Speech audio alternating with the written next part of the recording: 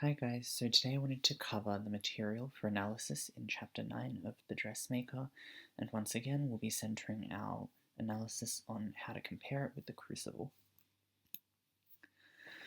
So Chapter 9 starts off, we see Faith O'Brien squeezed into a fire engine red dress with too much foundation and makeup on.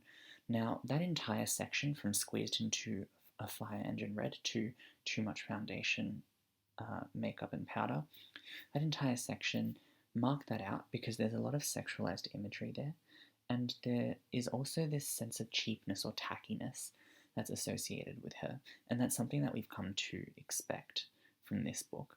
So it's nothing that we haven't explored before. We've already talked about both of those things. The first is there for a sense of subversion and a sense of like small ways in which the social contract and the mores of the time are subverted. And the latter is just a reflection of the kind of poverty and backwardness of Dungatar. So we've talked about that before. I'm not going to go into it any further. Now, there is a little bit of irony when her band is announced as Faithful O'Brien's band. We've talked about why that's a little bit ironic before, because Faith O'Brien is not faithful to Hamish O'Brien. Now, there's something that's not quite ironic.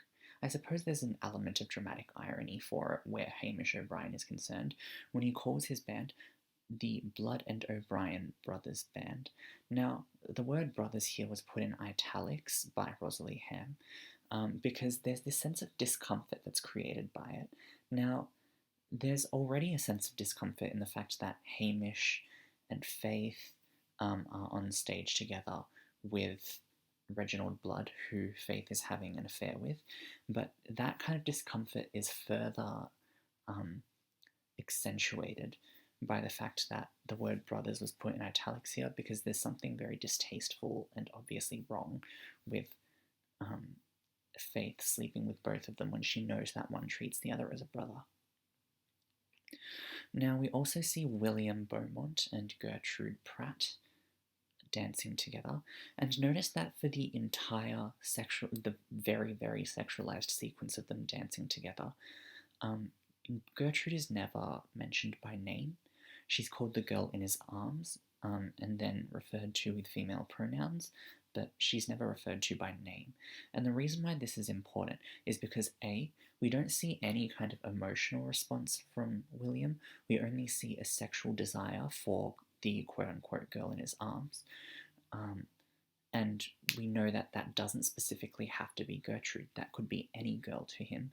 So it's like he's thinking with his little head and not his big head, if you catch my drift.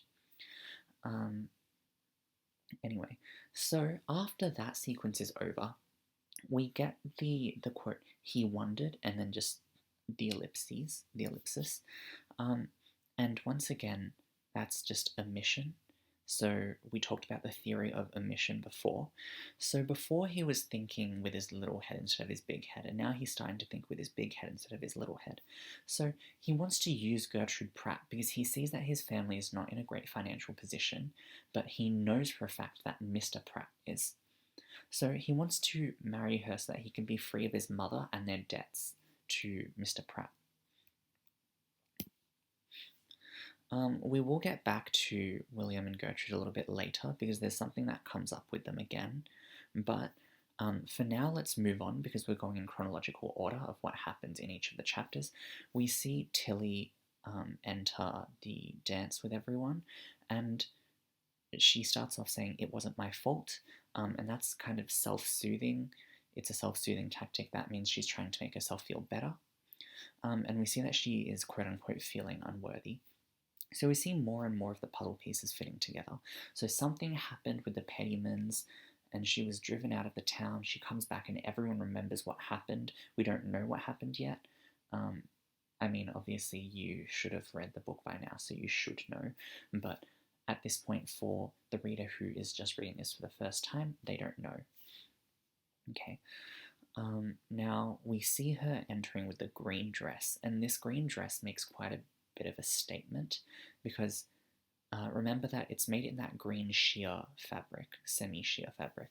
So it accentuates her figure, and there's this highly sexualized imagery of it clinging to her body.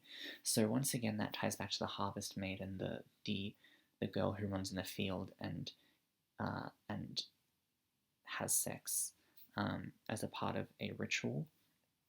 And we also know that the dress is in green, so the green kind of symbolizes growth and rebirth. I shouldn't say symbolizes, it represents growth and rebirth.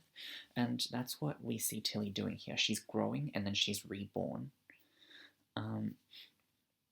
Now, we also have this scene of Mona masturbating, and she takes a hand mirror, and that's important because it shows us that it's not something that she does out of necessity, and it's this clinical act that she just needs to get out of the way. There's an active exploration of self there, and we see that as well, that she's kind of just budding and developing into womanhood, because there's a childlike innocence about her despite her being kind of a closed-minded and classist person, but she gets that from her mother. She herself, Mona, is quite innocent, and we see that, or perhaps immature, and we see that when Sergeant Farrett talks to her at the start, and he says the word sex and she giggles at it. But there's something subversive about the fact that she gets pleasure from looking at her own genitalia, because it suggests that she doesn't need a man to bring her pleasure. But we do see that it is a regular occurrence for her, because it says that it was a quiet evening orgasm, as if it's something that she does regularly in the evenings. So we will get back to this a little bit later, because I want to compare it to something else. Now, directly after this, there's no kind of cut, there's no kind of segue, it just cuts right into, I shouldn't say it cuts right into, the text goes straight into Gertrude and William going at it, figuratively and perhaps not as strongly as I suggested. But we see that William could only think of one thing to say, and he says, "Gertrude, I love you." So at that point, he's overcome and he's lost control. Once again, he's thinking with his little head and not his big head.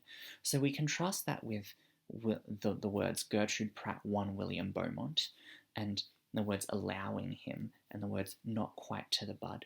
So it's clear to us here that Gertrude is in control. And her passion is there, but it's a controlled passion, unlike that of William, where he allows it to control him. So here we see another side of Gertrude. So far, it seems as if she's kind of flirting with him because she's romantically interested in him, and she's not getting the signals that he's not interested. But here, we see that she's actually a very ambitious girl, because she's not losing control here. She's allowing him to lose control so that she can gain control, right? So it kind of makes you reevaluate what you thought of her to begin with. So before this, she seemed very honest, unpretentious. What you see is what you get. She's a hard worker. Now you see that, yes, she's a hard worker, but she's also very ambitious, and she's willing to use the sexual power that she has over William to her advantage. Notably here, there's this sense of nothing being completed. There's no sense of satisfaction because it cuts away from them. And we'll talk about this a little bit later, because once again, I want to compare it to something else a little bit later on in this video. But we see William going back to his home, and we see Elsbeth with her quote-unquote linen cheeks and her marcasite peacock brooch. Now, both of these things are kind of a slight dig at Elsbeth. So linen, if you've seen the material, it's written with lines, it crinkles easily, so it's calling her old. As for the marcasite brooch, so marcasite is this showy but very cheap material that kind of imitates jewels, but it's actually made out of these elements that are in metal. I am not a metallurgist, I don't study gems, so I'm not 100% clear, but basically all you need to know is that it's showy and it's cheap.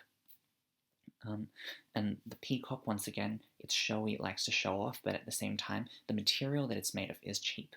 And that's kind of the perfect symbol for who Elspeth is. So, at the core of who she is a farmer's daughter.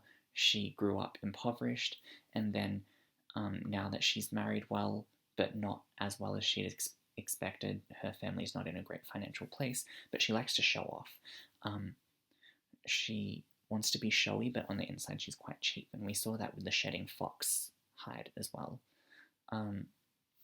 Anyway, so immediately after that, we see this very wholesome exchange between Teddy and Tilly. There's no mention of any kind of sexual dynamic between the two. It's kind of romantic, and Teddy says, I'll look after you. And he says to her, the people will get used to you, and she says, no, I'll have to get used to them. And we see this shift in Tilly's perspective a little bit later. So she goes into this trying to please people. She wants to gain their acceptance, and towards the end she realizes that that's not going to happen, and so she destroys the town. Now this is where I wanted to compare the different dynamics between the couples, or in the case of Mona, the single person here. So we see these kind of three almost like vignettes of what's happening with each of them back to back, and it's juxtaposed so that we can see the difference in the dimensions that their relationships are taking. So those directions are kind of indicators of where the relationship is going to go. So Mona is sexually alone at the moment, and we see that despite the fact that she gets married, she ends up being sexually alone in spite of that, because her husband is either impotent or just can't get hard for her, and it's very strongly implied that he is homosexual. Now, William and Gertrude, we see that they have little to no emotional connection, at least on William's end, but there's a sexual dimension to their relationship where Gertrude is kind of in charge of that. She's manipulating that. And it kind of foreshadows the fact that things will not pan out well for William. So after marrying Gertrude, if you've already read it, you'd know that his accounts with Mr. Pratt were not settled. And we also know that he initially married Gertrude because he believed that aligning himself with Mr. Pratt would put him in a financial position where he wouldn't be at the whims of his mother at every turn. And yet we see that he ends up being twice as henpecked as he was before, because Gertrude is on his case after they get married.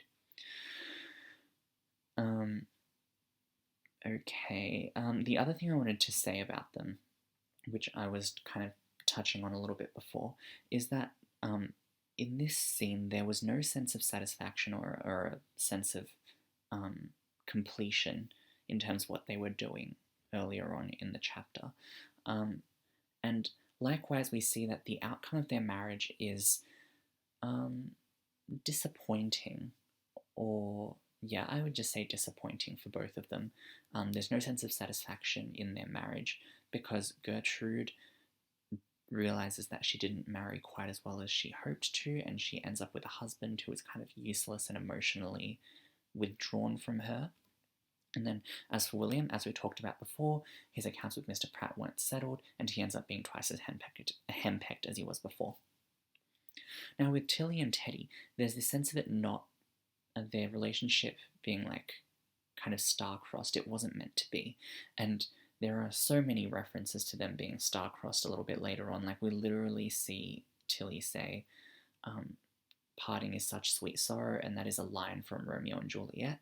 But anyway, we will get into the intertextual references with Macbeth and Romeo and Juliet a little bit later, because there is a lot of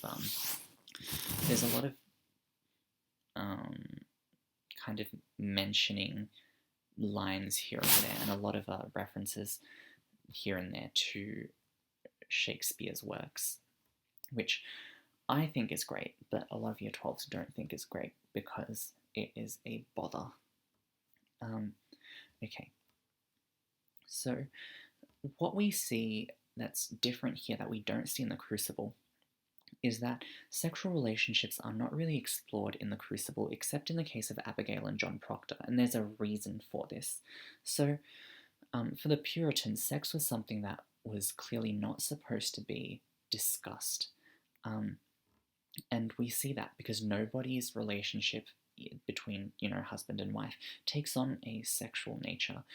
In fact, if anything, between Proctor and his wife Elizabeth, the reason why he turned to Abigail in the first place was partly because Elizabeth was ill and she was not, and it's implied that she wasn't engaging in sex with him as a result of her illness.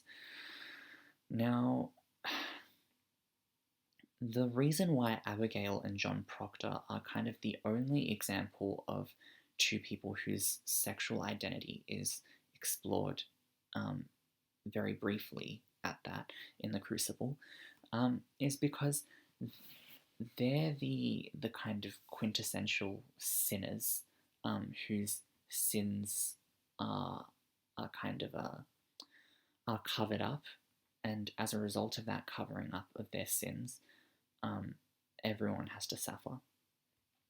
So in the case of Abigail, she was, trying to get Tituba to cast a spell to kill Elizabeth so that she could be with John Proctor. And that, that was in itself in their society, it was a sin. It was something that they weren't supposed to do. It was something transgressive. And as a result of her trying to hide it and her trying to distance herself from the guilt of that, she condemned everyone, well, not everyone, but more people from the town. And John Proctor's sin of cheating on his wife was covered up by his wife Elizabeth to conserve his honor, and as a result, he's condemned, and the girls were not discredited despite the fact that they were lying. So the exploration of their sexual relationship kind of marks them out as sinners in their society, and this comes back to one of the core differences between these two texts. So while sex is seen as transgressive in both texts, in the society of both texts, from the point of view of the writer, Arthur Miller allows the realism of that sexual transgressiveness to remain. He doesn't touch it, he doesn't play around with it, he doesn't explore sexual power in any way. For him, he leaves it at the fact that sex was subversive back then, sex was transgressive back then. Whereas Rosalie Ham is saying, hey, sex was transgressive back then in the 50s, but I'm going to reclaim it by writing sexually and graphically about female bodies in a way that would have turned heads at that time. So, thanks for watching. I'll see you guys next time. Hopefully you guys learned something. Yeah, now there's just one more thing that I also want to say to those of you who are in year 12 this year. So you guys have arguably hit year 12 at one of the worst years that I can remember my students heading into VCE in, between the pandemic and whatnot. But I want to congratulate you guys on making it so far in the year and still, finding the time to watch these and put work into your English, because it hasn't been easy. You guys have had to learn online, you guys have had to deal with the stress of the pandemic, and it's not easy. And I just wanted to say good job.